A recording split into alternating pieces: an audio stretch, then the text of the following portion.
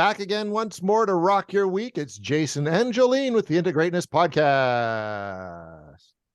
I can't get no satisfaction. And if we were on YouTube, we would just get demonetized for singing that one line of the song. Thank God we're not. That's Jolene, by the way. I'm Jason. I should have had it queued up, guys. I really should have rocked into that one. But yeah, we're talking satisfaction this week. We were talking connection last week, and now we're talking satisfaction. Why would a mental health show touch on satisfaction? Because it's important, dumbasses. It is one of the biggest motivators, I think, in anything we do. If we are not satisfied with something, we want to move on. We want to look for something else. We quite often give ourselves the wrong impression of what we're looking for to be satisfied with. So this is a biggie. Yeah, totally. And this really piles on to connection. Jason, before when you asked me, why did I want connection? Why was that my choice? Because I wanted more, right? I was desiring more, right? So yeah, satisfaction is a huge determinant of why we do what we do, why we pursue more, why we're satiated. And I say that not just from like a food kind of nutrient place, but just satiated with life and what we're receiving. And gratitude plays in greatly there because we are not grateful for many of the things we should be grateful for. But if we started paying more attention to the little things, we would be more satisfied. So we're just going to kind of foreshadow with some of those thoughts. But let's start with the basic of what is satisfaction: fulfillment of one's wishes, expectations, or needs, or the pleasure derived from this. So the fulfillment of one's wishes, yeah, that feels good. Needs, that feels good too. The pleasure derived from this, amazing. So it doesn't even matter what the outcome necessarily is, but the pleasure derived from the pursuit of it as well. Where we really get into trouble, what stands out for me there, you guys, is the expectations. Whenever we have attachments or expectations with things, we are almost guaranteed to have disappointments. I agree. And I think too, I'd like to add that also the pleasure derived from it can be a problem too. Oh, buzzkill. Because sometimes everything could be just fine, but you keep wanting to chase that pleasure part of it, right? So that probably comes with expectation as well. Because if your expectations and your pleasures aren't aligning, it can be a problem. I know people who will constantly chase the pleasure, even though they've got a perfectly good situation going for them. Yes. And again, pleasure is expanded into so many different things. Are you chasing pleasure? Are you nourishing pleasure? Do you prioritize pleasure? What does pleasure actually mean? So there's so many pieces to what satisfies us. Oh, yeah, this is going to be a loaded episode. It is already a loaded episode. When we look at like areas of life satisfaction, I ask people this when we're in a really good stage of our counseling sessions where crises are kind of, mostly put out, the fires are put out, and people are like, I don't really know why I needed to meet with you today. I just didn't think I should cancel. And I was like, perfect. This is our opportunity to look at your life satisfaction in all areas of your life. So I'll typically do like this little grid, almost like a star, and I'll plot out on all the lines. What is your satisfaction with your health, with your social life, with your finances, with your extracurriculars, with your family, with your career, with your sexual life, with your educational pursuits, whatever is like the top kind of 10 things in somebody's life. And I say on a scale of 0 to 10, let's rate it. And then if they're like an 8 out of 10, I said, what would make it a 10? And I'll jot down the things that they perceive that aren't quite there for them to be satisfied at a level of 10. And then I connect all the dots and I see how balanced this little wheel is, or like how much of a blob it is. And then that becomes kind of a reference point for us. Every like 6 months often I will evaluate with somebody. But like we can be satisfied in many areas of our life. And I think I've talked about that here is like, there was a point where I switched from government into private practice, and I was really satisfied with these areas of my life, being a mom, everything I'd kind of achieved in life. I was really satisfied with my work, and everything was really in balance. except for this one leg, which was a huge piece of the puzzle. And that was my romantic relationship, my marriage. I was not satisfied there. So sometimes the more satisfied we are in some areas, we're able to see how unsatisfied we might be in one. And all you have to do is start shifting one area and it'll start expanding on the others. But many times people will come and they're unsatisfied in all these areas, all of the areas, right? Because they're not even able to like anchor in on what even does satisfy me? Where am I deriving pleasure in my life? Where am I okay and happy with where I'm at? And where do I just keep chasing more and more? I'll be happy when things will be okay. When are we ever going to be happy with what we have now? Yeah. And I think it's important to, I like how you pointed out how you're kind of satisfied in so many aspects of your life. You're going to see where you're not dissatisfied. I think that's a good way to kind of, people should do this every once in a while, stop, pause, and look at what they're doing. I remember watching a YouTube video on this guy in Sweden, and he had quit his job, and him and his girlfriend had moved out to a cabin in the middle of the woods. And they were living there, and he was getting by making videos. He was someone who's an aspiring filmmaker, and that was support. They were supporting themselves on that salary, and they had the life, everything he wanted. And he did a whole video about, I got all this, I still wasn't happy. You know, he got everything he'd looked for, right? Yeah. In that life. And I think that's a fascinating thing for someone to admit. That is actually the basis of why I run my workshop. My workshop is called I Am the One, and it is a guide to intrinsically fulfill your life. So fulfilling it from the inside out. And we very much through the early stages of our lives are building the outside world to achieve what we need to achieve. We get the education, the family, the job, all these things, and we get to the next goalpost. And then we realize like, that hasn't changed how I feel about anything. That's one of the reasons that I don't always set goals. I set intentions of how I want to feel when I get there, because it doesn't really matter what's there when I get there. It's about how I feel, and I want to feel a certain way, right? So being able to look at all these things, we really do, for the most part, humankind is building all of those things. They're chasing those goalposts, right? But there's so many people who will admit, and most of the people who come to my workshop are in exactly those places. They're like, I have all of this stuff, but I am still like dissatisfied to the core, which then is like, I'm irritable, I'm grouchy, I'm short-tempered, I feel like I'm rushing around all the time. I'm unhappy, right? The resentments that fill because of all of that. So it's really interesting. It's this delicate balance of like how much you settle for what you have and be grateful for what you have, right? Because we don't want to settle in places we shouldn't be settling, right? Because very clearly there was an area of my life that was not aligned, like I said, and I had settled for a long time there. And it wasn't about me not being grateful for what I had. There was legitimate things that were not healthy, not working well, right? In many cases, it is us not being grateful. There was a lot of things I wasn't grateful for that I probably should have been, that like just damaged things got in the way of me being grateful for them, right? So I definitely acknowledge that.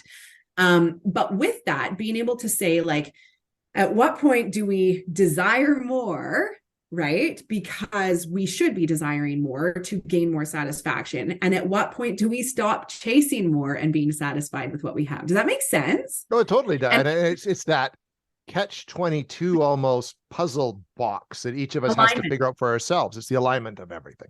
I do think it's the key defining piece in both of those is which one feels aligned. That is the one that we should, if it feels aligned, then let's spend more time in gratitude to get satisfied with it and really appreciate it to what it is. If it doesn't feel aligned, then that's maybe one we push outside of to ask for more, to seek more, you know? Yes. Yeah. So how do you get satisfaction? Like let's help Mick Jagger out here. That song in my head. You know, it's totally kind of a messed up thing. So, you know, when I go back and it's like on like the body image journey, right? Like, especially for women, that's just such a huge one, especially for me, like post 3 kids, I'm 40 now, you know, I'm like back on the market. Those are all things you're like, yeah, I wish I had my 23-year-old body, but my 40-year-old wisdom, right? And I do think I'm working on a good merge of that. But for the most part, you know, I go back, I was a dancer growing up. I had a deadly body that I was never happy with. What the fuck is that? I would kill to have that 17-year-old body that I scrutinized every single day. Like, what part of me was not happy with what I had back then, right? Well, I think a lot of that then comes from it's external shit that's being thrown at you. And I think that's where so many of us get caught up in that. And even at our age now as adults, right? There's so much on social media and in the media in general telling you you should look like this, dress like this, have this car, have this wife, this house, and then you're going to be satisfied. But it's all bullshit.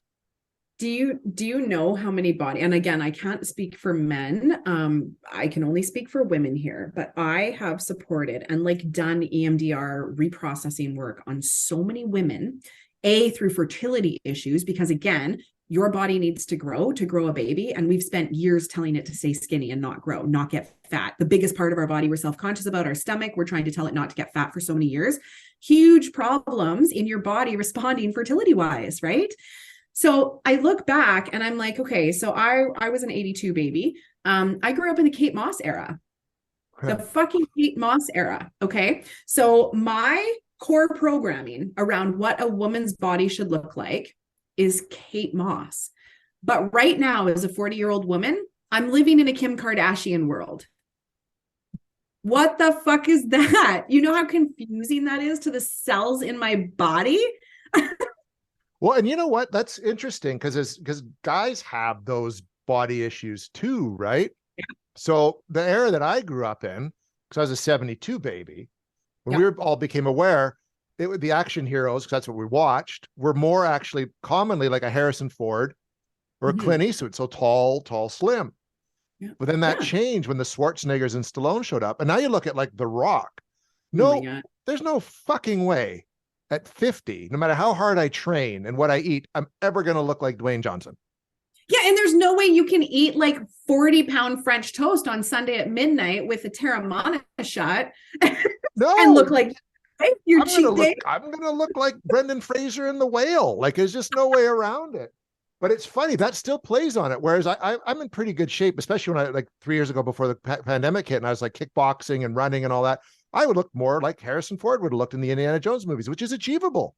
Which is why you want to date within your generation, because guaranteed your generation thought that was hot, right? The last thing I want to do is date a guy who grew up in the Kim Kardashian world and want that, right? Exactly. So that's an interesting side note there. Totally. So again, but that's like huge in terms of like satisfaction. When we go back and look at what we had and was like, oh fuck, I really should have appreciated that while I had it, right? Sometimes, like job satisfaction, like, I know people who hop from job to job to job and they're just like not satisfied. And some of that is the job, but some of it is like, how much are you choosing to invest and make the best of something? Or how much of this is just straight out of alignment for you? Like maybe you need to be chasing more of your purpose instead of chasing the dollar bills, like, oh, the rig workers, I just see them as being slaves to the dollar there and so miserable because they are not aligned with what they actually want to be doing. So many of them have these pipe dream kind of things that are just not getting lived out because they're like slaves to that paycheck, right? And that lifestyle. You know what though, too, in that, I think if I may interject that, because I know that was me. And I think we touched on this. You're told from a very young age what, again, that success is. And no, what you're interested in is a pipe dream and you can't make it work. And I think we talked about our less Facebook, more FaceTime episode. We're in a world now where you can take your pipe dream and make it work. Yeah. Or reevaluate that. Yeah. So again, it's all about social programming, social conditioning, right? Like when you look at like the sociological impact of why we believe what we believe, why we're not satisfied with what we have, it is that, right? And then even there's people, like whether they are longing for partnership and they are getting older and they don't have the family and the kids, and that's still their mindset of what they truly desire and want and stuff, and feel like there's something wrong with them because they don't have that. Things like that absolutely play into that satisfaction, right? Like how truly satisfied am I with my life? And then, when we talked about just kind of like our world shrinking and stuff, and that is a lot of what my I Am the One group is about stop sourcing all of that outwardly and source it inwardly, right? Where you truly just become so self-assured in providing yourself with everything that you need, essentially. And not everything, let's be real, but a huge component of happiness and satisfaction derived by yourself. Because if we're all coming to the table together and everybody shows up with a little bit of something and I show up empty-handed and I'm like, I'm hoping and you guys are going to feed me and you guys are going to take care of me and you're going to make me laugh tonight. And it's like, there's nothing in my bag. What am I bringing? Right? Right. Like so many of us are doing that in this very codependent, externally sourced world that we live in, right? So the more we can internally source all that stuff, we come already fed to the party, so that if there is no food from others, we're okay. We're not stealing from others' plates. We're not starving. But anything that is provided is a bonus. It's a benefit. It's a bonus, right? That kind of piece, because really, you know, even the phenomena of like, don't go grocery shopping if you're hungry, that's what we do socially and through our lives so much. We just walk around so hungry for everything. And I think there's a good place for hunger and desire and, you know, drive and motivation those ways, but not when we're fucking starving all the time, right? And I do think that we have a society that starves us because it tricks us into thinking we don't have the things that we really need to be satisfied. You know, well, we you, get you to can blame mainstream media for that, advertisers, influencers, all that stuff, right? yeah, People are you making know, rich, making us not feel good about ourselves and our place in the world.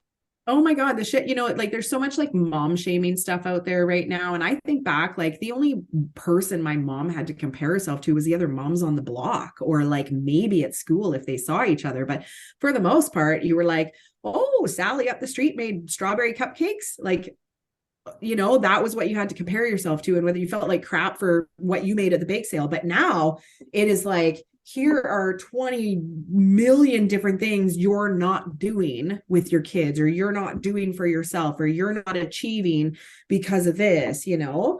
And yeah, again, that big divide between even the way lifestyle is lived now, and there's like less focus on creating security of career and home and things like that, and just more focus on experience and getting out there and living literally in the moment with what you have, with very minimal future security plan, you know.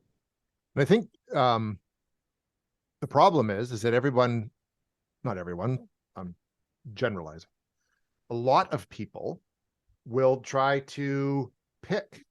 They want to do that, but they don't really need to. And it comes down to your individual sense and knowing yourself enough to know, yeah, I don't want to live moment to moment. I like the stability and security of this. But if you're someone in that stable and secure world and you're like, I don't like this, well, then maybe try that other thing, but don't buy into whatever the trend is. If you try to live according to a trend, you're never going to be happy. Like, you don't have, just because everyone else is doing it doesn't mean you have to. Yeah, you know what trend I am not hopping on the bandwagon for? Right. Those disgusting mom jeans that are in right now. There's mom Like, jeans now. oh my God, like these high-waisted jeans, and then like now they got like the wide leg. I was like, I have been in that era, and like there are some trends that are coming back that you will not, guys. I am still going to wear my skinny jeans. Okay, I'm still going to wear them because I feel fucking hot in those things, and I do not feel hot in some of those crazy ass mum bum pants, okay, that are super cool on 15-year-old girls. Not wearing them. Not me. You won't see me doing it. And don't you dare do that, Jolene. You will not be satisfied wearing those jeans. Nobody else will be satisfied if I wear those jeans.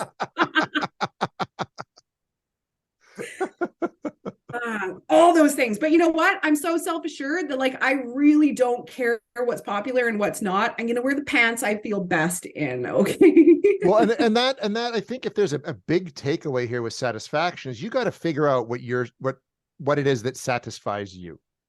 And we live in a world, and we always have lived in a world where we kind of look, like you said earlier, outward to find that satisfaction. And you really got to look in and see what works for you and try different things on, and then let those go that don't work for you before you know what you're going to be satisfied with and where you're going to be satisfied at in life. Yeah, we do so much of that in my program. So we literally upgrade all of our software systems into like, even like, what are your favorite this? What's your favorite that? And it was like, when was the last time you asked yourself this question? Because I will tell you, I used to have favorite things when I was younger. And then now, if you were to ask me what those favorite things were, I really have to think about them, because now my response, let's say it's food, I'm probably going to pick something that now my kids are more likely to eat. I'm not actually picking mine. I'm picking things that make my life easier when I serve them to other people. Like, and that's the reality. That's not me self-abandoning and all of that stuff, but like that becomes a reality for a period of time. So then it's like, oh, okay, well, if I am allowed to prioritize something, like that's why I used to start taking myself out on my own dates.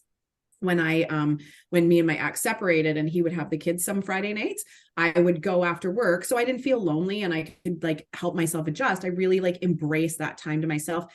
I used to love Indian food and I never had a chance to go after I was pregnant because nobody in my family really liked it. And when would I ever go for dinner by myself and treat myself to a dinner out, right? Like I just didn't do that then. So I started to go on a date night eating the food that like I haven't gotten to eat forever. And it was my favorite choice of food that nobody else liked. And that was so pleasure filled for me. Like I made a point of like, I mean, to the point where the waitress knew me and she knew my order. And it was lovely because I felt like I was welcomed there. You know, she looked forward to seeing me on Fridays. I felt good. And it was just like, I took in the entire process. I made it so satisfying for me. I was meeting my own needs. There was pleasure derived in the process, so much satisfaction there, right? And like minimal expectation. It really doesn't take much to please me these days, right? So really being so grateful for all the little things. You know what? This showed up and I didn't have to prepare it. It's still warm. I didn't have to get up 7 times and go get something from the counter for other people while I was eating this dish. Those are legitimate pieces of satisfaction for me in that half-hour dinner I would take myself to. So when I talk about learning to appreciate the small things, those are the fucking things. Before I had kids, before I lived this life I live now, I don't think I ever would have appreciated sitting down at a restaurant for all those reasons. Nor would you have gone by yourself. Nor would I have gone by myself. Never in a million years would you have seen me sitting there by myself. And I've invited one person. There was one person who has joined me, a friend, because it all worked out. And she was like, she would always see I went. She's like, I really want to go with you one time. And I was like, yeah, we'll have to play. I don't want you to. I'm not ready to share my time yet. I was so selective about that. But yeah, it was lovely to have company. And then I was like, oh yeah, I need more connection. I need more of this, right? I do want to share these times. But yes, that was a huge hurdle for me to overcome, is like going and doing that and nourishing that by myself, right? A lot of people I know who have kind of done that like travel alone thing, going on trips by themselves. I think that's so ballsy. I haven't done it on like a larger scale, but I do it a lot by myself. On weekends, I'll go out to the lake by myself. I'll go do my own little adventures by myself. And that was just literally lack of other people to plan it with too. But it was also me just wanting to like in the moment decide what I wanted to do without ever having to check in with somebody else about a plan, you know? So that's why I would choose to do it by myself as well. But yeah, some people do the whole like travel thing by themselves, things like that. I did that. I traveled to the United Kingdom by myself for a whole month. Wow. Back in 95. It was amazing. And I regularly, well, pre-COVID regularly, now only once in a while. I love going to the movies by myself.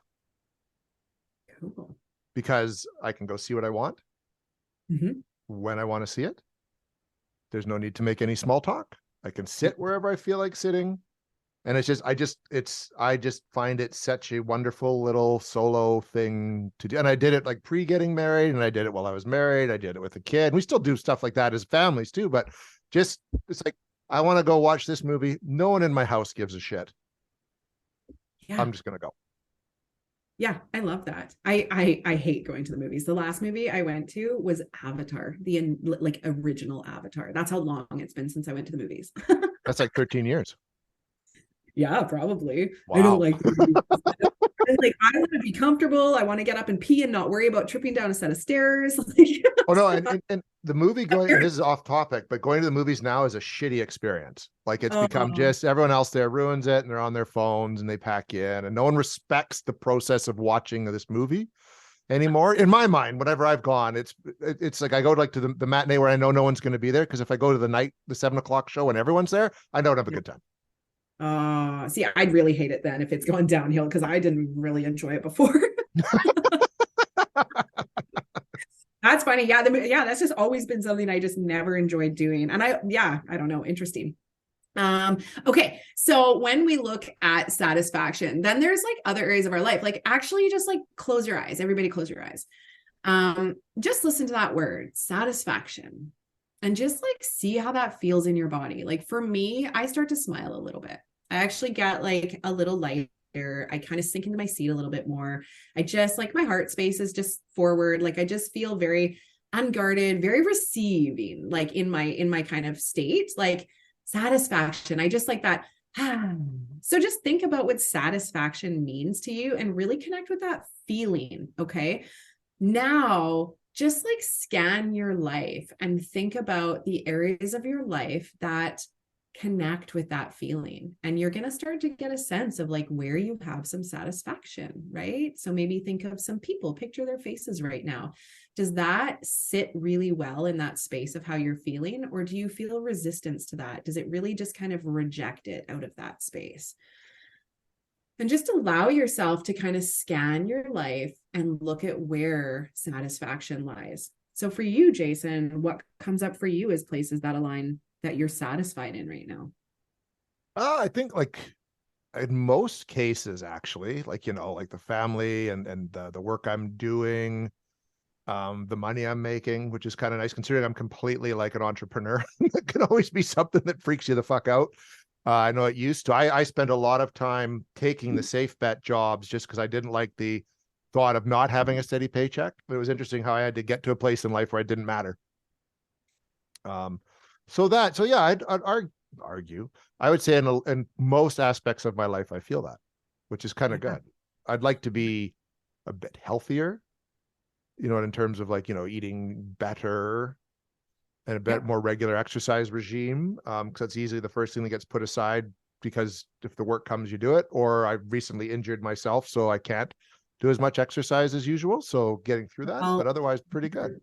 You're doing different exercise now. You had to start doing yoga and things like that, which I actually think are really good because you have pretty aggressive means of exercising. Mm-hmm. You say, yeah, Very. Your body, especially through the journey you've been through in the last while, it needs gentler, more like, just flowy means of letting some of this work through. So it's interesting that you're forced to expand into that, but like that's perfect that you recognize like this is an area that like I'm less satisfied in. It's not that it's repulsed or rejected, like that feeling didn't reject, but you're just it sits less in that satisfied space.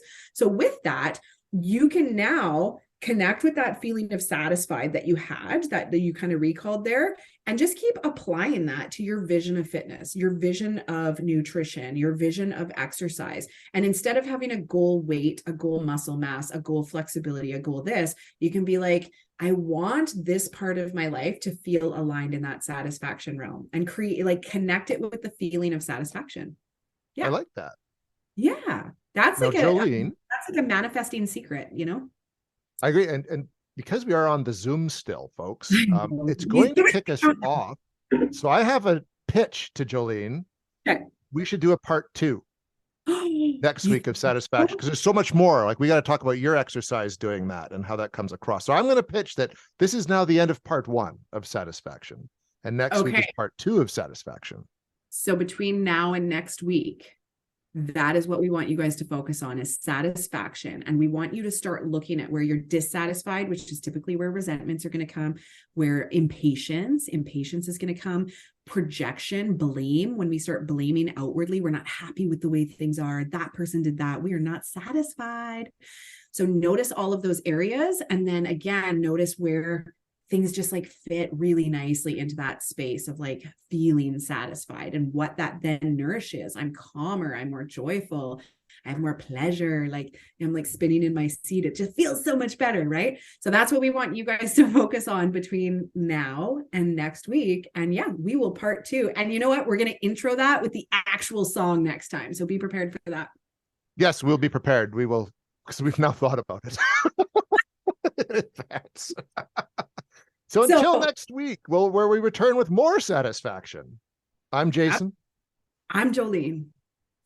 Bye.